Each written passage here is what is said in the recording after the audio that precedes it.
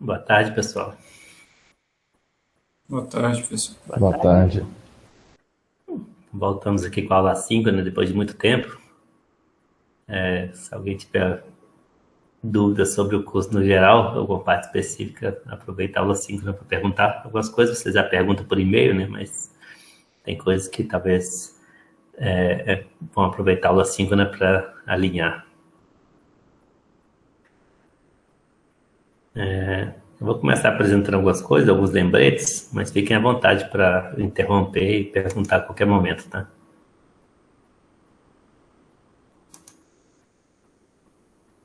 Vou começar fazendo um parênteses em questão à infraestrutura aqui, né? Que eu estou usando o Google Meet e basicamente o software da Google, né? Google Forms, o Google Meet, o Gmail, tudo na disciplina, basicamente tecnologia Google.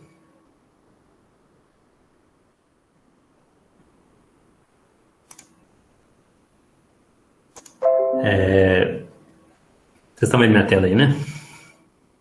Estamos sim. Então, um parênteses é que parece que o Google ele mudou o esquema, que agora as chamadas podem durar no máximo 1 hora. Não sei se isso só aconteceu comigo, ou se é uma feature que já foi ativa para todo mundo. Eu descobri isso da pior maneira possível na sexta-feira. Eu estava num seminário com aluno, inclusive com participação de professores de outra universidade, e o seminário demorou mais de 2 horas e o Google Meet caiu 2 vezes durante o seminário. Quando vencia o prazo de 1 hora, ele dava um aviso de que acabou o tempo e derrubava a ligação e tinha que começar de novo. Aí para essa disciplina pode ter esse problema também, né? A aula tipicamente é 1h40, mas o Google vai derrubar a gente possivelmente depois de 1 hora de Meet. Então, por enquanto, minha alternativa, né, o meu workaround, eu criei um segundo Google Meet aqui já, que aí quando esse cair a gente entra no segundo, que parece que se tentar entrar no mesmo também não funciona. Na verdade não fiz esse teste não, mas alguém que estava no seminário de sexta-feira me falou que o link passa a ser inválido a partir do momento que venceu 1 hora. Então, se por volta de 6 horas eu não perceber a ligação cair, eu vou voltar no link 2 aqui. Então tem 2 links já. Esse link principal que eu entrei, que termina com o final K e Z, e o link 2, que é a partir das 6, caso precise, né? Talvez a aula termine antes, mas se precisar, o que termina com o final D, AI, no link. Beleza, pessoal? Ficou claro isso?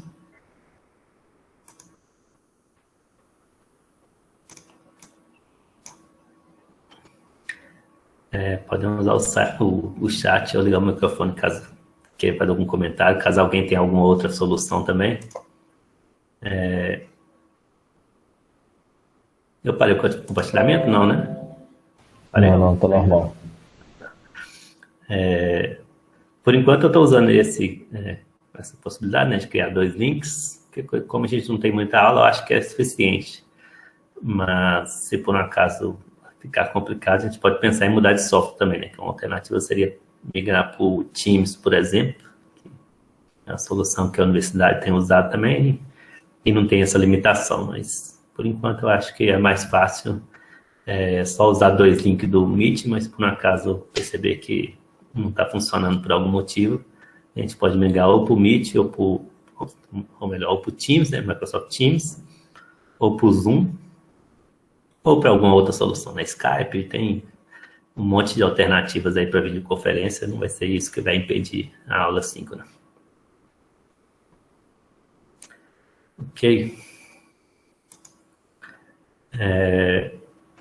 Então a aula de hoje é de revisão para a prova 2, e na quarta-feira é a prova. Então o que eu tipicamente faço dessa aula de revisão é passar aula a aula, assim, superficialmente, né, não explicando tudo de novo, que tem um conteúdo da prova 2, que aí, se alguém tiver alguma dúvida sobre uma aula específica, a gente aprofunda naquela aula.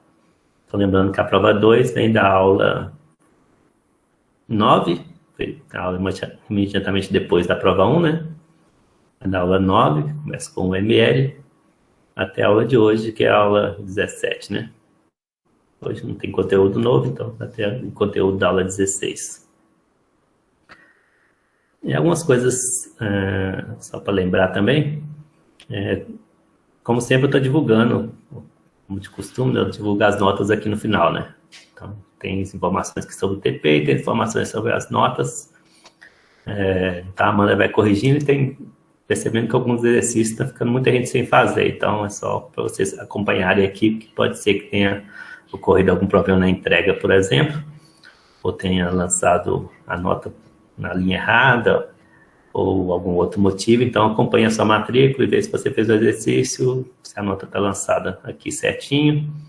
Se a célula estiver em branco, é porque a gente não recebeu o exercício.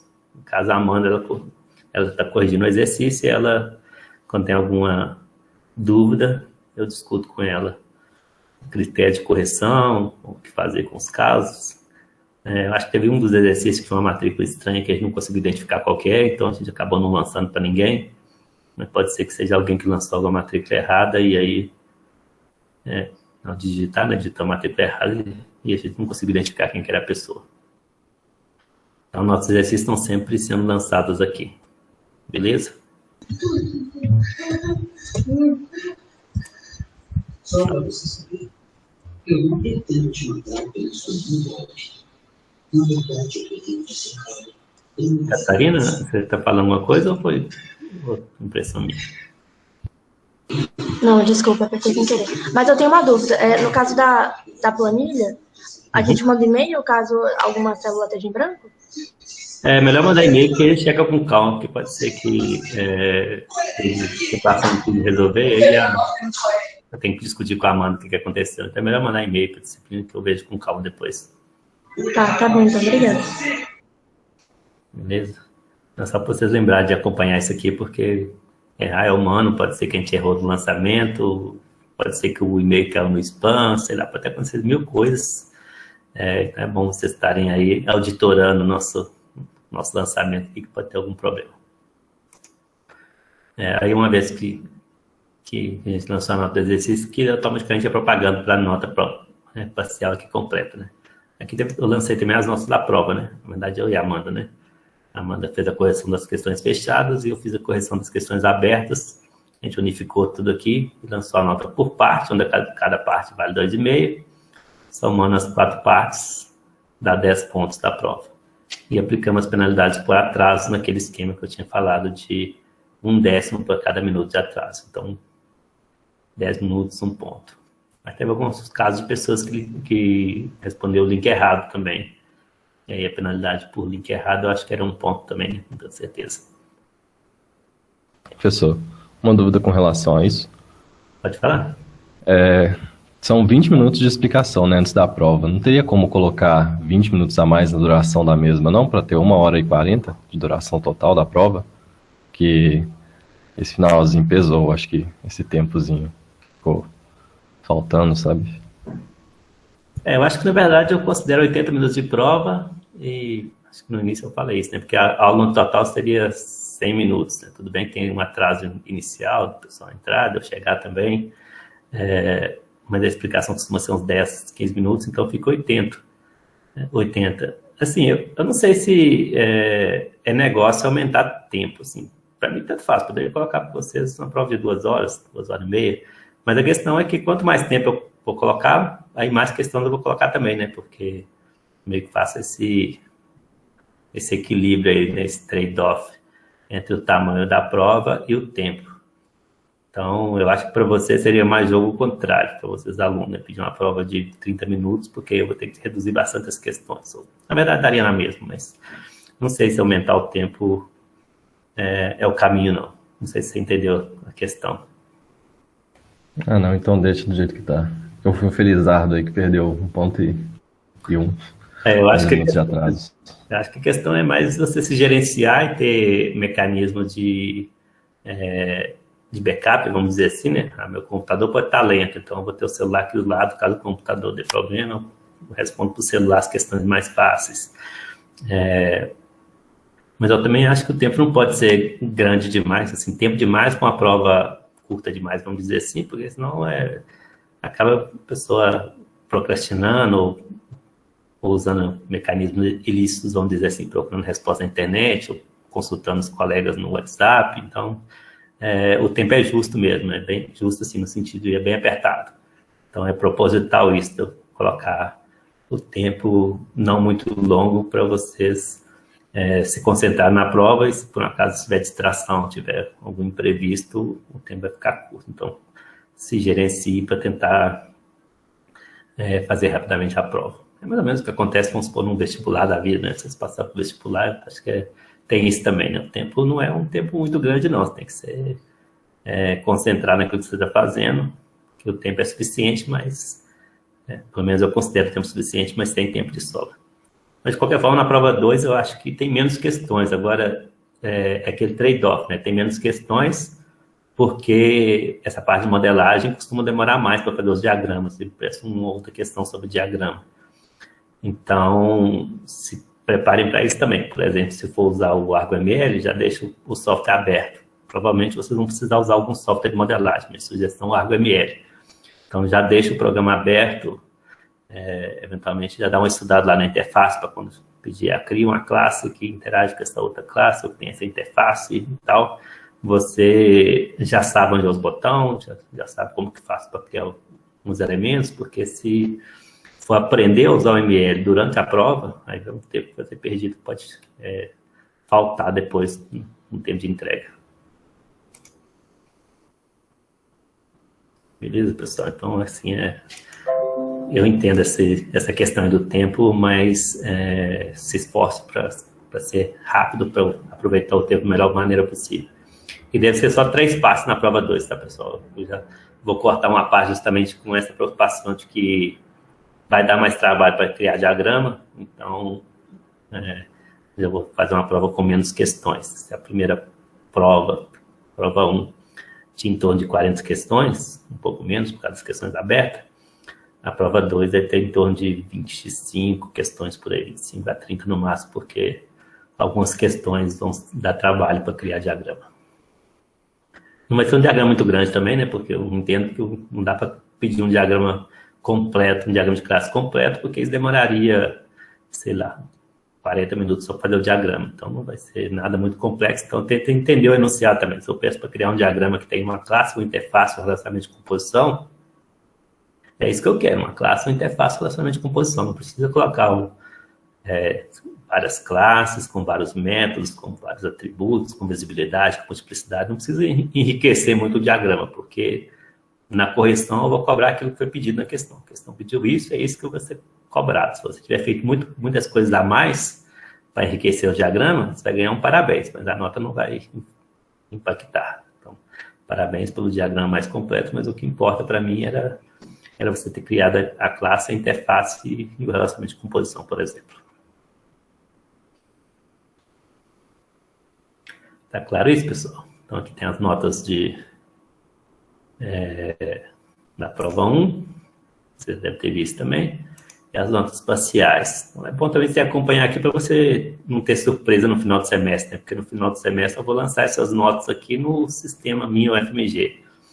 A nota, quando eu lanço o Minha UFMG, até me subiu um pouquinho, porque o Minha UFMG ela é redonda para cima sempre, né? Então, pode subir um pouquinho, mas não vai ter surpresa. Tipo, se sua nota aqui está caminhando para 70, 73, é isso que vai estar lá no Minha UFMG, 70, 73. Então, é bom acompanhar isso aqui para não ter surpresa no final. Só para efeito de você ter uma noção, então já foi distribuído mais ou menos, a gente fazer as contas aqui, 10 pontos da prova 1, 5 pontos do TP, então 15, mais uns 25 aqui de exercício, 15 com 25, 40, né, mais ou menos. Então foi distribuído uns 40 pontos mais ou menos. Então se você está em torno de 25 a 30, 30, por exemplo, seria 67%, né? Então, não, 75, né? 30 de 40, 75%. Então, se você está com nota por volta de 30, você está em torno de 75% de aproveitamento. Então, faça as contas aí para você ter uma noção de onde você quer chegar, né? Eu quero chegar no conceito A, no conceito B, no conceito C, eu estou contente com um 60, para mim está ótimo. Então, faça as contas, porque já dá para ter uma noção. E a prova 2 não vai ser mais difícil que a prova 1, então, nem a prova 3 mais difícil que a prova 2. Então, as provas são mais ou menos do mesmo nível também, então, se você manter o desempenho em exercício, prova e no trabalho, a tendência é manter a proporção aqui também na sua nota final. Ok? Alguma dúvida, pessoal, sobre essas questões de nota do curso? Então, só repetindo aqui que essa informação é muito importante. Se a ligação cair, eu vou entrar no link 2 do Google Meet, tá? Tem 2 links agora. O link principal que vai valer de 5 a 6. Quando cair o principal, porque parece que o Google está derrubando agora, eu vou entrar no link 2 aqui.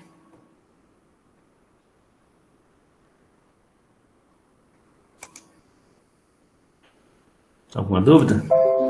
Vou passar aqui para o conteúdo da prova mesmo, né? Começando do final aqui, deixa eu voltar no início. Então, como eu fiz na prova 1, também a mesma coisa eu vou fazer aqui na prova 2, vou passar aula a aula de conteúdo que vai cair na prova 2, e aí se alguém quiser interromper, quando eu estou compartilhando a tela assim, eu não vejo o chat, então podem ligar o microfone e interromper, ou de tempos em tempos eu vou dar uma olhada no chat, caso tenha alguém que postou algo lá. Então, qualquer matéria é da aula 9 até a aula 16, né?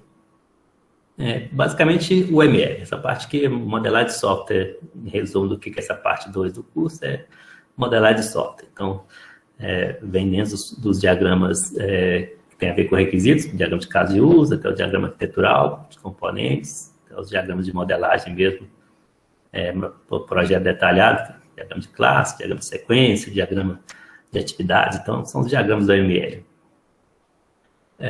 Então, vai lembrar que essa parte aqui do curso, parte 2, eu fujo um pouco do livro do Somerville e passo a seguir mais o livro O ML Guia do Usuário, que é esse que está aqui na minha mão, não sei se vocês conseguem ver, que é o livro de OML. Assim, eu sigo o livro, mas é assim, muito do que está nos slides não está exatamente igual está no livro. Então, eu dou como referência o livro O ML Guia do Usuário, para quem não conhece o OML. Tem uma bibliografia completa, mas os exemplos dos meus slides, por exemplo, não são os mesmos exemplos que tem no livro. Então, os slides eu fiz muito do meu próprio conhecimento de OML. Eventualmente, quando eu tinha alguma dúvida, eu ia lá e consultava o livro, mas eu não sigo exatamente a mesma sequência que é apresentada no livro, não.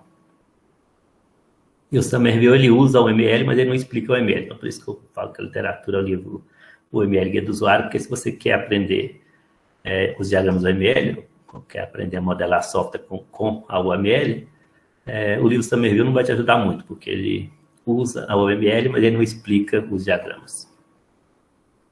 Vamos lá, o que era a aula 9? Eu comecei com a história da UML, acho que essa parte sim eu peguei lá do início do livro, que ele conta a história da UML, os precursores, o Bosch, o Rambaud, o Jacobs, eles tinham suas linguagens de modelagem, eles eram mais ou menos concorrentes, apesar disso, eles eram amigos, se encontravam sempre em eventos, discutiam sobre modelagem de software, até que eles resolveram unificar as diferentes linguagens e, a partir daí, surgiu o embrião para o ML.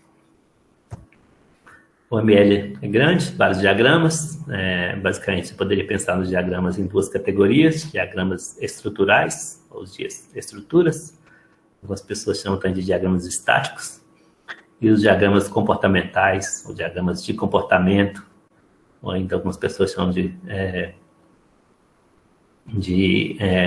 diagramas dinâmicos. São vários diagramas aqui, né, dentro do guarda-chuva de estruturais, vários diagramas aqui dentro do guarda-chuva de comportamentais. Aqui no curso ele não vai ver todos os diagramas, não ia ter tempo, ia ter que ser um curso de 60 horas só sobre o ML, o que não é o caso.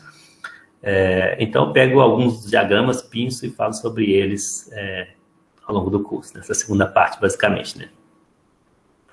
Então falei um pouco sobre diagramas de classes, componentes, de atividades, algum desses diagramas aqui. Nessa aula 9 em particular, eu meio que passei na superfície, assim, de maneira bem rápida, por alguns diagramas estruturais. No caso, esse está negrito aqui, diagrama de classe, objeto, componente, implantação, mas bem dando exemplo, sem explicar muito sobre o diagrama. basicamente mostrando assim, um exemplo como esse aqui. Esse aqui é um diagrama de classe, que tem atributos, métodos, relacionamentos de composição, mas sem explicar muito os detalhes. Então, isso na aula 9, né? Obviamente, mais para frente do curso, tinha uma aula só sobre diagrama de classes, com mais detalhes sobre diagrama de classe. Mesma coisa de diagrama de objetos. Então, na aula 9 eu só mostrei, falei, isso aqui é um diagrama de objetos, tal. Um objeto pode ter vários estados, cada uma dessas parcelas aqui seria um estado do objeto parcela, pode ser parcela 1, parcela 2, com valores diferentes, etc. Mas para vocês identificarem, né? Então na prova eu posso colocar um diagrama, por exemplo, e pedir para vocês dizerem que diagrama é aquele, né? Aquele é um diagrama de classe, de objeto, o que quer que seja. Eu posso pedir para vocês, por exemplo, façam um diagrama simples de objetos. Então vocês vão lá no ArgoML, alguma ferramenta de desenho da sua preferência, e cria alguma coisa que pareça um diagrama de objeto. Então, de novo, se eu pedir na prova, não precisa enriquecer o diagrama, não. Pode fazer só o que foi pedido na questão. Então, leia a questão e pensa qual que é a solução mais simples que responde a essa questão. Essa solução mais simples é que eu espero que vocês façam na prova, porque na prova o tempo vai ser um recurso bem limitado, como vocês sabem. Diagrama de componente. Esse aqui é um diagrama mais rico um pouco da ML. No Somerville ele usa uma versão mais simples, que ele chama de diagrama de componente também, mas a versão de diagrama de componente simplificado. Esse aqui na ML apresenta essas notações aqui um pouco mais rica para conector, que aí tem a interface provedora, a interface requerida. São essas garrinhas aqui. Ainda tem esse item aqui para distinguir que isso é um componente e não é uma classe, por exemplo. Então, no Somerville, a notação é mais simples. Então, a não ser que eu peça explicitamente para vocês criarem um diagrama seguindo a notação fiel da OML, vocês podem fazer o diagrama de componente mais simples, como é o caso que aparece em outros slides, que aparece no livro Somerville, que é basicamente caixas e linhas, onde as caixas indicam os retângulos, né, indicam os componentes, e as linhas representam a conexão entre os componentes. Pode ir pelo caminho simples, a não ser que eu diga o contrário na prova. Diagrama de implantação, parecido com o diagrama de componente. Então, posso colocar 2 diagramas, por exemplo, na prova, para vocês dizerem qual que é o de componente e qual que é o de implantação, que eles são muito parecidos, como vocês podem ver. Principalmente se você pensar no de componentes com caixas e linhas. Mas de implantação, a ideia é que ele seja 3D e que ele dê uma ideia de infraestrutura de hardware, onde o software vai rodar. Então, aqui seriam as máquinas que estão disponíveis e onde você vai instalar o seu software. Qual que é a ligação física entre essas máquinas para poder, quando o software for instalado, saber que vai haver uma comunicação, ou pode haver uma comunicação entre o caixa eletrônico e o servidor de comunicação Pegasus. Mas não há um meio físico que liga direto o caixa eletrônico ao servidor de arquivos, por exemplo. Então, o software tem que prever que o hardware é esse, então a comunicação tem que usar o hardware que está disponível, não ter ligações que não existem no mundo real. Beleza? Então, os diagramas comportamentais, alguns diagramas, na verdade, os anteriores eram os estruturais, agora alguns comportamentais. Então, de novo, nessa aula 9, eu só dei exemplo de cada um. Então, note que eu não expliquei todos os diagramas da ML, mas na prova eu posso pedir para pelo menos vocês reconhecerem se o diagrama é estrutural ou comportamental. Acho que, inclusive, isso tem nos quizzes que vocês fizeram, né? Naqueles formulários. Então, mesmo que eu não tenha explicado o diagrama de tempo, eu espero que você saiba que o diagrama de tempo é um diagrama comportamental. Então, posso pedir detalhes sobre o diagrama que eu expliquei, mas eu posso pedir pelo menos para você saber se ele existe ou não, né? Por exemplo, colocar um VOF para você dizer se aquele diagrama existe no ML ou não. Colocar um diagrama, sei lá, um diagrama de entidades e relacionamentos, dizer que ele é do ML, para ver se você sabe que aquilo não é o ML, né? O diagrama existe, mas não é um diagrama da OML. Bem, nessa parte aqui do comportamental eu fiz a mesma coisa, né? Daí eu mostrei só para vocês saberem qual que é a cara daquele diagrama sem explicar detalhes. Diagrama de caso de uso, depois eu até expliquei detalhes mais para frente na mesma aula. Diagrama de sequência, mais para frente em outra aula eu expliquei o diagrama de sequência, mas na aula 9 foi só mostrar. diagrama de comunicação, também mais para frente eu expliquei, mas nessa aula 9 foi só para mostrar. Note que ele parece um pouco diagrama de sequência, mas também parece um pouco diagrama de classe. Então não confunda um diagrama com outro. Diagrama de estados, também parece com diagrama de atividades. Também mostrei o diagrama de atividades, só para vocês saberem que ele existe, qual que é a cara dele. Essa aula 9 teve duas partes, né? Uma primeira parte onde eu passei na superfície os vários diagramas da OML, e uma segunda parte onde eu entrei em detalhes no diagrama de caso de uso. O diagrama de caso de uso eu mostrei um pouco mais detalhadamente na aula 9. Os principais elementos, atores de caso de uso, e os relacionamentos que aparecem no diagrama. Associação, inclusão, extensão, generalização. São os 4 relacionamentos principais do diagrama de caso de uso.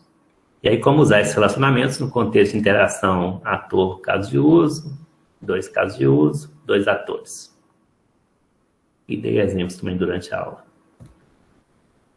Então, a 9 foi bem detalhado o diagrama de caso de uso, no nível que eu espero de vocês, né? Obviamente, tem outras coisas no diagrama de caso de uso que eu não apresentei na disciplina e provavelmente eu não vou cobrar na prova. Então, tipicamente na prova eu sigo o nível de detalhamento que eu dou na disciplina. Eventualmente pode ter uma ou outra questão que vai além do que está nos slides, que está só no livro, por exemplo, que eu costumo colocar propositalmente para meio que premiar aquele aluno que estudou a literatura além dos slides, né, que foi lá no livro e deu uma consultada. Então, costumo fazer isso, mas muito raro, vamos dizer assim. Se a prova tem 25 a 30 questões, vamos supor 25 questões, pode esperar que 23, mais ou menos, vão estar explícitos nos slides. Vai ter uma ou duas que talvez não esteja explícita no slide, mas vai estar no livro.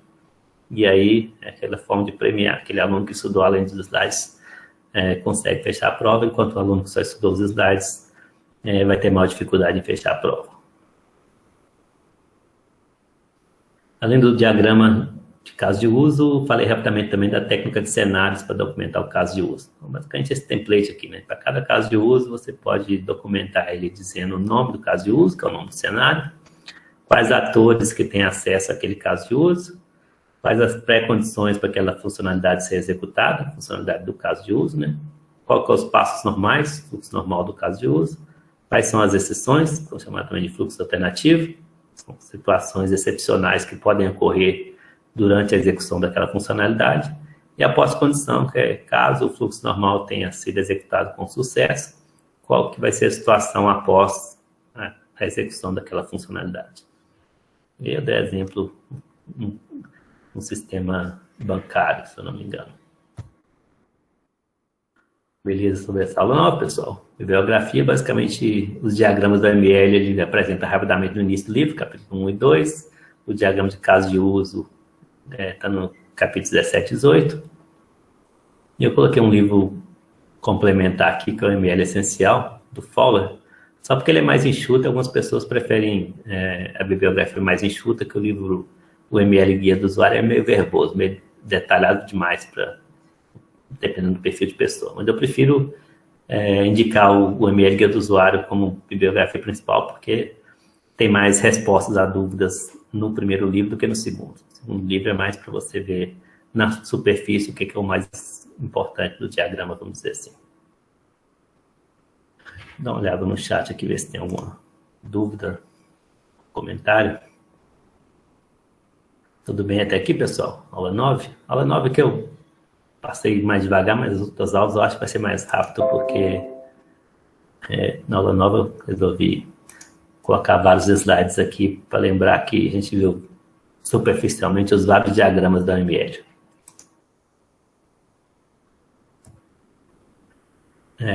Aí, como na aula 9 a gente viu o diagrama de caso de uso, na aula 10 foi vocês fazerem um exercício modelando um software, criando um diagrama de caso de uso, né? Criando um diagrama de caso de uso e aplicando a técnica de cenários para documentar alguns casos de uso. Então, foi uma aula de exercício. Acho que a aula de exercício, apesar de não ter conteúdo, eu posso cobrar na prova coisas parecidas com o que vocês fizeram no exercício, né? Então, quem não fez os exercícios, por algum motivo, eu sugiro fazer, porque pode ser que na prova eu peço para vocês criarem um diagrama de caso de uso. talvez, provavelmente, bem mais simples do que o que vocês fizeram na aula 10, mas posso pedir para vocês modelarem uma única funcionalidade do sistema, por exemplo. Modele para mim, usando o diagrama de caso de uso, um cliente do banco com acesso à funcionalidade de sacar. E aí o que eu espero é que vocês criem um diagrama bem simples, que tem um cliente, que é um ator, a funcionalidade de sacar, que é um caso de uso, e um relacionamento entre ator e sacar, relacionamento de associação no caso. Então, posso pedir na prova assim, um diagrama bem simples, vocês vão fazer, para quem já fez o exercício, conhece a interface do ArgoML, vai fazer no ArgoML, consegue fazer em 5 a 10 minutos, já considerando o tempo que você vai ter para exportar a figura, anexar no formulário da prova, vou usar o Google Forms de novo, e submeter. Então, com todo o processo, você conseguiria fazer em 5 a 10 minutos. Isso para quem já fez o exercício. Para quem não sabe nem por onde começar, pode demorar mais. Então, quem não fez o exercício ainda, eu sugiro fazer, porque é uma forma de estudar para a prova. No exercício também tinha que usar a técnica de cenários. Então, na prova também eu posso pedir para vocês documentar um caso de uso, por exemplo, usando a técnica de cenários. Então, para quem fez o exercício, vai ser mais fácil do que para quem não fez ainda, vai ter que relembrar como que usa a técnica. Ok? Aula 10 foi exercício. Aula 11 foi arquitetura de software, projeto arquitetural e também os padrões arquiteturais, que é o ponto que eu dei mais ênfase nessa aula 11. Então, começou com a arquitetura, a importância da arquitetura, a ligação entre o domínio do problema, que é os requisitos, e o domínio da solução, que é o projeto detalhado do software. Então, a arquitetura seria esse primeiro passo, onde você entendeu o problema do cliente, que são os requisitos, e vai começar uma solução software que resolve aquele problema, que é o projeto arquitetural. Aí, normalmente, na fase de arquitetura, né, projeto arquitetural, você usa o diagrama de componentes, então discutir as vantagens e desvantagens de usar o diagrama de componentes para documentar a arquitetura. Também, isso aqui, no caso, são pontos positivos e negativos discutidos no livro do Somerville. Então, apesar de boa parte do curso, né, dessa parte de OML, ser do livro OML Guia do Usuário, assim, algumas partes eu pego do livro Somerville, como, por exemplo, aqui os pontos positivos e negativos de usar essa notação e documentar a arquitetura de software. Falei também sobre padrões arquiteturais, que o Somerville discute nos capítulos, não me lembro exatamente qual que é o capítulo, mas que a literatura mais completa é um livro de padrões arquiteturais, que é o do Bookman, Pattern Oriented Software Architecture. Eu coloquei na bibliografia também. Mas, de novo, normalmente o que eu cobro na prova é o que está nos slides e o que está na literatura do Somerville, que é a mais básica para esse caso aqui. Isso vai, 90% das questões vão estar nessa literatura. Mas quem quer se aprofundar no tema, eu sugiro olhar o livro também de arquitetura de software, que é o livro Pattern Oriented Software Architecture, que está na literatura da aula. Eu expliquei o que é padrões arquiteturais, que é a ideia de estruturar o software de uma maneira mais alto nível. Tem vários padrões arquiteturais na literatura. Um dos mais conhecidos é o MVC, por exemplo, que vocês já devem ter ouvido falar, modelo visão controle. Está lá no livro Somerville, na parte de arquitetura de software. Nessa aula, eu fui além do MVC. Então, eu falei sobre outros, basicamente esses 3 primeiros aqui. Também está no livro Somerville, mas que o livro, inclusive o Somerville cita a fonte original, que é o livro do Bookman. O pessoal também chama de livro POSA, que vem a sigla significa Pattern Oriented Software Architecture, que é o título do livro. Tem vários padrões arquiteturais na literatura, então, de novo, posso perguntar na prova para vocês reconhecerem se aquilo é ou não um padrão arquitetural. Posso pedir para vocês classificarem um padrão arquitetural, então saber classificar de acordo com essa categoria aqui. Os 3 primeiros é da desordem da estrutura, esses 2 aqui, cliente, servidor e broker, na categoria de sistemas distribuídos. Esses 2 aqui na categoria de sistemas interativos, que é o MVC e o PAC, o Presentation Abstraction Control. E esses 2 últimos na categoria sistemas adaptáveis, Microkernel e Reflection.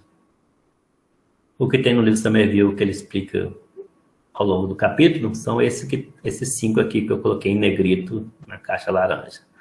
E o que eu coloquei nos slides são os 3 primeiros, questão de tempo. Então, peguei os 3 primeiros da categoria da desordem à estrutura. Também porque eu acho que os outros 2 são até mais populares, vocês já devem até já conhecer, cliente-servidor e o MVC. Para quem faz estágio, já trabalha com desenvolvimento de software, deve ter ouvido falar e é muito comum esses padrões. Então, peguei esses da categoria da desordem à estrutura, porque eles são na mesma categoria, porque eles são menos conhecidos, para complementar aí coisas que vocês talvez já saibam.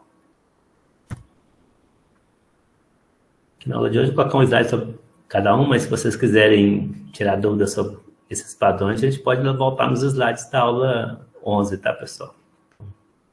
O que eu coloquei aqui foi só mesmo para lembrar vocês do que foi dado na aula 11, mas eu não vou explicar os detalhes desses padrões, não. Então, bem superficialmente, o que é o padrão em camadas? Na verdade, essa é a tradução que é usada no livro Somerville, arquitetura em camadas, que o livro original em inglês chama de Layered Architecture. Assim como o nome original é Blackboard, o Somerville, na verdade, o tradutor, né? Somerville é em inglês também, mas o tradutor traduziu para arquitetura de repositório. E o Pipes and Filters foi traduzido no livro Somerville em português para dutos e filtros.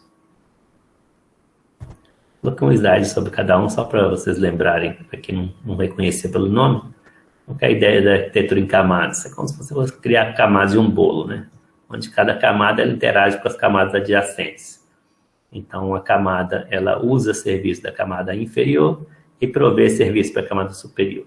Obviamente que isso é um modelo conceitual, né? Então, no software não tem nada que é em cima e embaixo. É só na cabeça do projetista, na cabeça do arquiteto, que ele sabe que essa camada que é uma camada mais alto nível, camada de interface, por exemplo, que vai interagir com a camada intermediária, que vai interagir com a camada mais inferior, que é a camada de infraestrutura. Então, é conceitual, está na cabeça do projetista, mas no software está tudo lá misturado.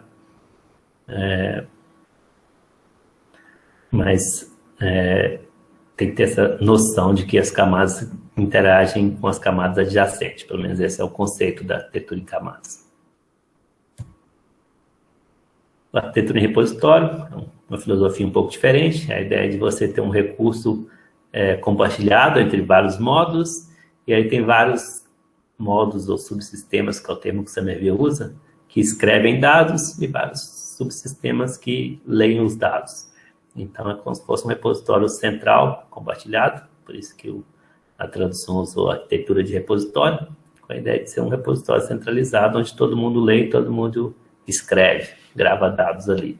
Então, o repositório serve como um recurso compartilhado entre os vários subsistemas. É como se fosse, o termo em inglês, né, dá essa ideia do quadro negro, né, do blackboard, onde está compartilhado ali, o que está escrito no blackboard, todo mundo consegue ler, e também na ideia do padrão arquitetural, qualquer pessoa pode escrever.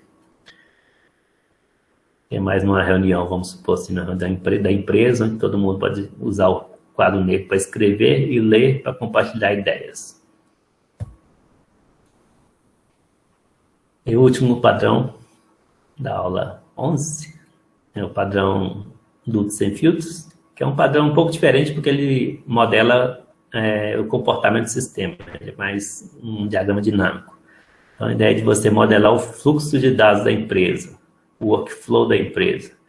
Então, tem 2 papéis principais nesse padrão, que são os dutos, que são componentes que conduzem os dados, distribuem os dados ao longo do sistema, e os filtros, que são os componentes que transformam os dados.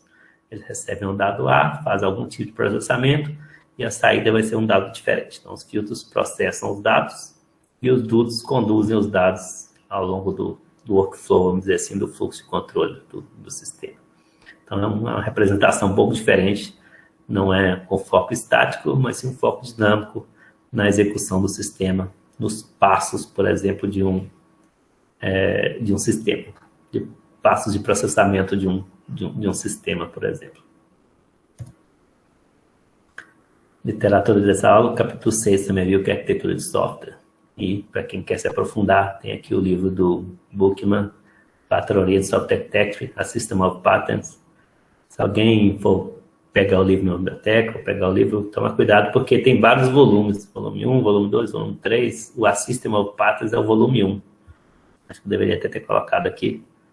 Então, esse complemento do nome aqui é importante, porque a primeira parte aqui tem vários volumes que tem o mesmo nome, Pattern Oriented Software Architecture. Mas o volume 1 é o que tem os padrões arquiteturais, e o complemento dele é a System of Patterns. Dá uma olhada no chat aqui, ver se tem alguma dúvida até aqui, pessoal. Alguém quer perguntar algo ou comentar algo? Então vamos embora. Se não tem dúvida, vamos para a aula 12, né? A aula 12 é apresentação do TP. Então aqui não teve conteúdo. Note que eu posso usar algum TP como contexto para alguma questão, né? Então não teve conteúdo que vai ser cobrado diretamente na prova, mas eu posso dar o contexto, né? Então posso pegar lá, teve esse grupo aqui que está falando um sistema sobre clínica médica, por exemplo. Então posso fazer uma questão que usa o contexto clínica médica, mas não preciso estudar o material apresentado pelos grupos, até porque eu acho que eu não disponibilizei esse material. Então, mesmo só entender que tem diferentes sistemas com diferentes requisitos, eu posso até usar um desses sistemas para poder explorar algum conceito. Eu quero explorar algum requisito não funcional, eu posso pedir para você criar um diagrama mais alinhado, que é a segunda parte, né? Um diagrama de caso de uso, um diagrama de classes, e aí aproveitar o requisito de um sistema que algum grupo esteja fazendo.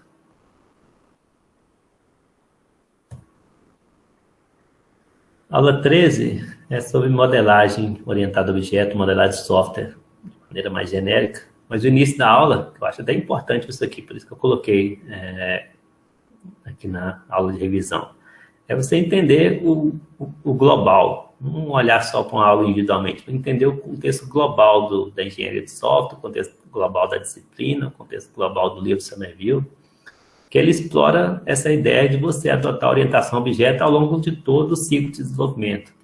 Então, quando eu vou fazer a análise de requisitos, pensar numa análise orientada a objeto, tentar entender o problema do cliente, mas mapeando o conceito de objetos.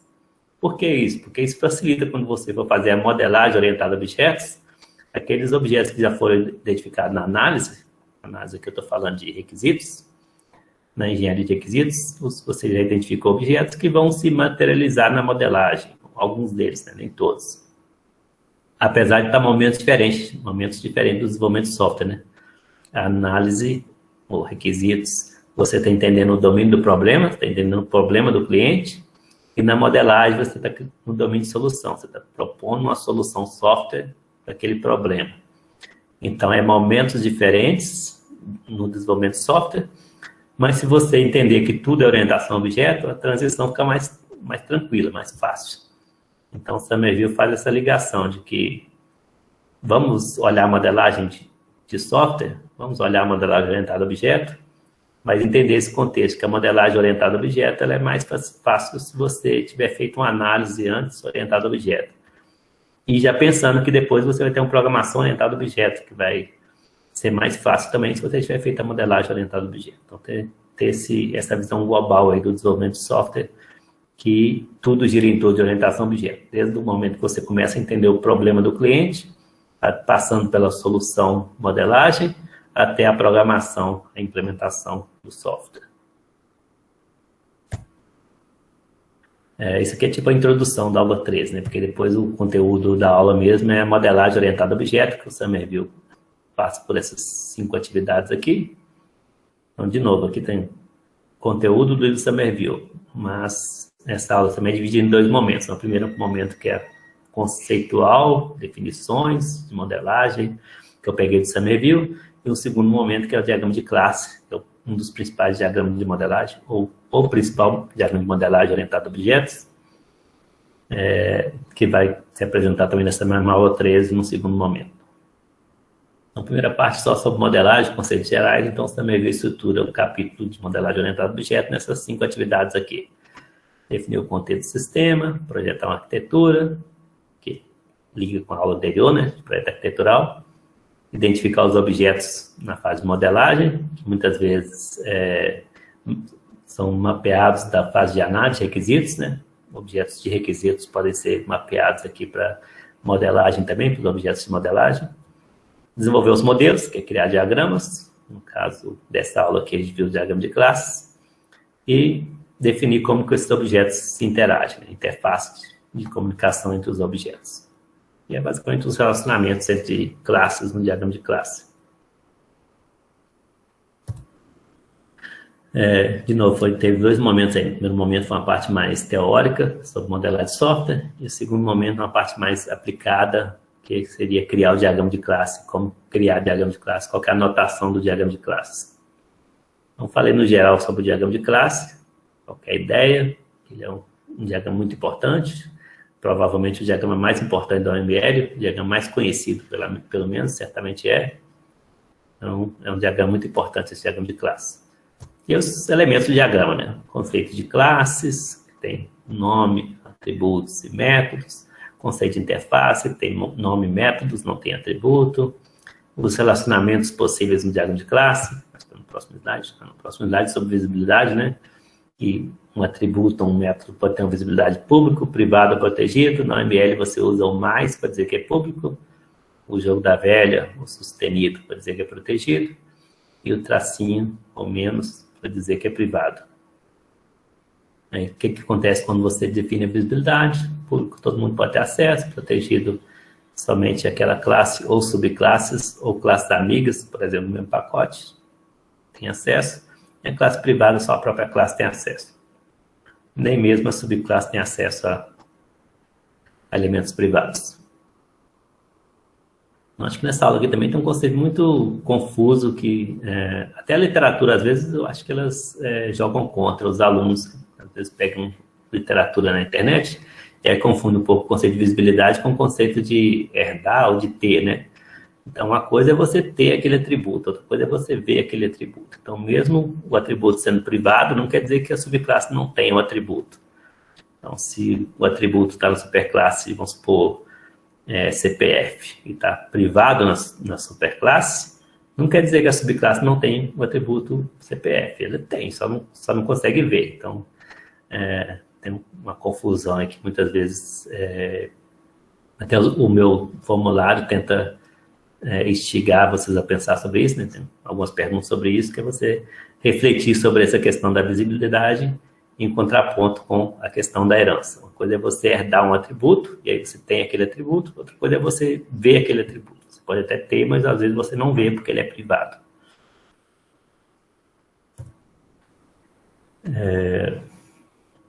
E os relacionamentos que aparecem no diagrama de classe, né? Associação, o mesmo que também aparece no diagrama de caso de uso, agregação, composição, a questão do o diamante, ou losango, que pode ser branquinho ou transparente, não preenchido, que é a agregação, pode ser o pretinho preenchido, que é a composição. A composição tem uma função muito parecida com a agregação, porém ele é considerado um relacionamento mais forte, que liga as duas entidades de maneira mais forte. Eu costumo traduzir isso com a questão de que um depende do outro para viver. Então, se é a composição, quer dizer que se não existir aquele relacionamento, você vai, ao matar um, por exemplo, você acaba matando o outro. Ao matar a classe que agrega, você acaba matando o que compõe aquela classe também. Enquanto na agregação, não. As classes conseguem viver de maneira independente, sem precisar estar ligadas uma a outra. Mas, eventualmente, elas podem estar ligadas. Isso com a agregação, com a composição, não. Elas não existem de maneira independente. Pelo menos é uma forma de ver, mas isso é bem subjetivo. Diferentes autores fazem diferentes interpretações entre a diferença entre agregação e composição. Nas minhas questões em prova, eu nem costumo explorar muito os detalhes dessa diferença, não, porque eu entendo que é bem sutil a diferença entre elas. Então, normalmente, se eu pedir, a não ser que eu peça explicitamente para você usar a composição, né? Aí, claro que você tem que usar a composição. Mas, tipicamente, eu peço para você modelar alguma coisa. Se você usar agregação ou usar composição, tipicamente, para mim, dá na mesma.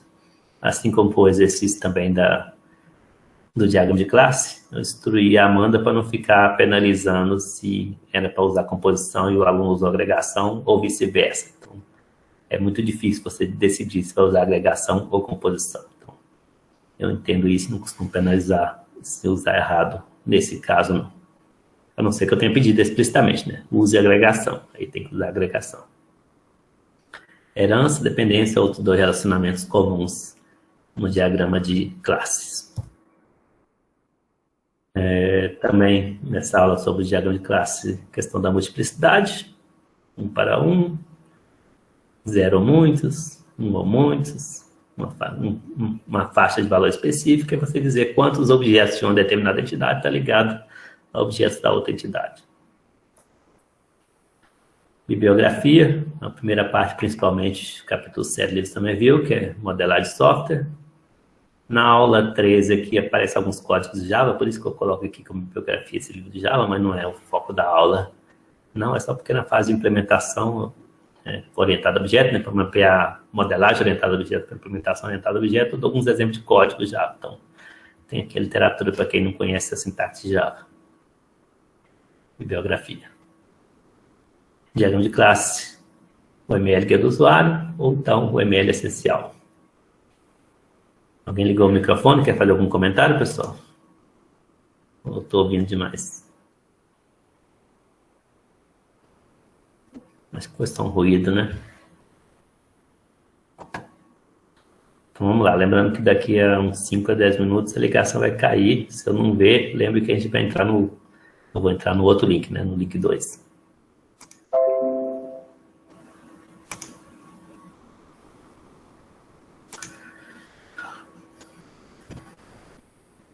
Aula 14 foi exercício, criar diagrama de classes e usar o máximo possível dos conceitos de diagrama de classes. Então, quem não fez exercício, sugiro fazer, porque possivelmente na prova tem alguma coisa parecida com isso. Certamente vocês vão ter que criar algum diagrama na prova, então já venho esperando isso, que é difícil eu cobrar conceito de modelagem sem pedir vocês para modelar. Então, as questões fechadas vão ter também, né? Questões de múltipla escolha, vão ter várias. Mas certamente vai ter alguma questão também que vocês vão ter que realmente modelar para mostrar que vocês entenderam a sintaxe da OML para aquele diagrama. Então, vocês podem vir com o ArgoML aberto, por exemplo, para já facilitar. Ou, se não for usar o ArgoML, o software que vocês forem usar já deixar aberto. Aula 15. Diagrama de sequência, comunicação e atividades. Outros 3 diagramas da OML. Acho que o que eu expliquei em mais detalhe foi o diagrama de sequência, mas eu mostrei um pouquinho dos outros 2 também. Inclusive, teve o exercício da aula 16 que foi o diagrama de sequência. Então, qual que é a ideia do diagrama de sequência? A questão de mostrar o comportamento, muitas vezes é usado para detalhar um caso de uso, é uma alternativa à técnica de cenários, por exemplo. A técnica de cenários é bastante usada, porque ela é bem simples de fazer, né? Não precisa se preocupar muito em conhecer o diagrama de sequência, então muitas vezes é usada a técnica de cenários, que não exige grande conhecimento, mas é comum também usar o diagrama de sequência para detalhar um caso de uso, para você mostrar os passos daquele caso de uso.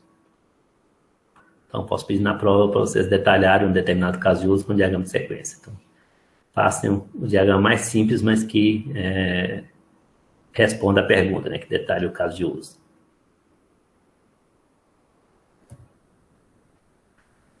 O conceito de diagrama de sequência, né, o conceito de mensagem, troca de mensagem entre objetos, você também pode ter atores no diagrama de sequência, então muitas vezes eu olho também a questão da consistência, então se vocês, tanto no trabalho prático, né, como na prova, quando tiver mais de um diagrama, tentar ser consistente. O ator que aparece no diagrama de caso de uso é o ator que vai aparecer no diagrama de sequência. Um exemplo de diagrama de sequência, ele é bem rico, né? Então, não sei se vale a pena explicar tudo. Não sei que vocês queiram uma revisão mais detalhada, mas a princípio eu vou passar bem superficial aqui, né? Então, as linhas aqui são as chamadas de métodos, por exemplo, dos objetos. Você pode também modelar a comunicação entre atores, o tracejado aqui, linha de retorno. Você pode ter uma autochamada, que é um objeto chamar ele mesmo, etc. Você pode numerar as chamadas, mas não é obrigatório. Mas eu acho que os ferramentas de modelagem da OML costumam numerar automaticamente para facilitar a leitura. Caixa de ativação, linha da vida, objetos. Então tem toda uma notação aí do diagrama de sequência que foi o tema dessa aula. Aula 15, eu acho, né?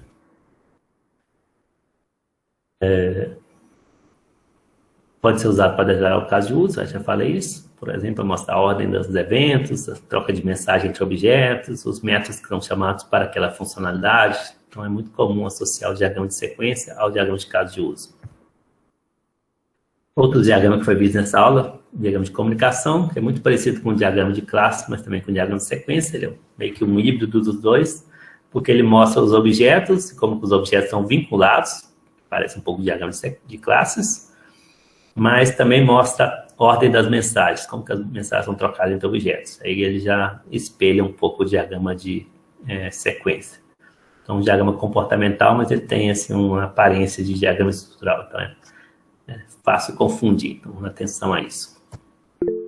Então, um exemplo bem simples, esse diagrama nem é tão usado, não. Então, coloquei ele mais por questão de mostrar que os diagramas podem ser parecidos e podem se complementar, né? Então, aqui você não tem uma noção tão clara de sequência, como é o caso do diagrama de sequência, então você tem uma noção bem clara do que está vinculado ao que, né? Quais objetos se comunicam. Então, por exemplo, o objeto ponta comum se comunica com o objeto histórico. Estão vinculados, eles trocam mensagens e a mensagem fica explícita aqui também. Então, é um diagrama mais enxuto, talvez, que o diagrama de sequência, porque não tem toda aquela troca de mensagens. Mas o diagrama de sequência ele é mais comum do que o diagrama de comunicação. E, por último, o diagrama de atividades. É um diagrama bem popular do AML, principalmente quando você quer modelar um processo de uma empresa. Então, mostra, obviamente, as atividades, que é o que dá nome ao diagrama, e a ordem de execução seria as ligações entre atividades, né? Aqui está um exemplo que eu usei naquela aula, só para mostrar várias atividades e a ideia é você entender o processo. Então, cada retângulo com borda arredondada aqui é uma atividade. Normalmente, o diagrama de atividade tem um verbo no infinitivo, para a noção de que é uma ação. Você pode usar esse mecanismo de raias para organizar, que é o cliente, vendas, estoque. Eu expliquei alguns detalhes também na aula sobre o diagrama de atividades, por exemplo, iniciação, conclusão, a questão do paralelismo aqui, né, que é divisão não, debaixo da união, daqui fugiu o nome, ramificação e ramificação é os condicionais, né, fugiu o nome dessa barra aqui, mas é que dá a ideia do paralelismo, está lá no slide da aula 15. Qual que é a bibliografia? Os diagramas estão nesses capítulos aqui do livro, nesses diagramas de sequência, comunicação e atividades, capítulos 16, 19 e 20 do livro ML Guia do Usuário. No livro ML Essencial, eu acho que ele não tem um dos três diagramas, por isso só tem dois capítulos aqui, o 5 e o 9.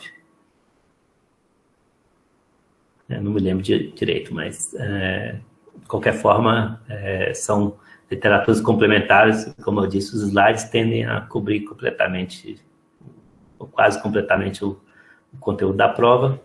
Eu recomendo sempre dar uma olhada no livro, pode ser que o slide não está tão claro e o livro esclareça. Fiquei curioso aqui para lembrar qual é o nome daquela barra que fugiu completamente da minha cabeça. Então, vamos lá, só para não ficar essa lacuna. Acho que é bifurcação e união, tenho quase certeza que é isso, mas agora que eu estou abrindo, veio aqui na minha cabeça, bifurcação e união, está aqui. Então tem uma ramificação, que é o condicional, né, booleano, sim ou não, ramificação é mesclar, que você pode unir depois do fluxo, mais para frente, no diagrama, e tem o bifurcação e união, que dá essa ideia de paralelismo, as coisas podem acontecer em qualquer ordem, paralelo, de maneira concorrente. Beleza, pessoal? Alguma dúvida sobre os diagramas da ML, no geral? Já caí aqui, né? Então, a ligação já deu um sinalzinho aqui de que vai nos derrubar. Em menos de um minuto. Menos de um minuto? Tá escrito aí, sim. Então, vou até esperar um pouquinho. Na verdade, a última aula aqui, a última parte aqui, é só o exercício da aula passada, né? Então, não vai cair na prova. Então, eu vou voltar só se alguém quiser discutir alguma coisa, mas basicamente eu passei por todos os slides. A aula 16 foi exercício e acabou. Próxima aula, a prova. Deixa eu deixar ele derrubar a gente aqui. Não, vai cair.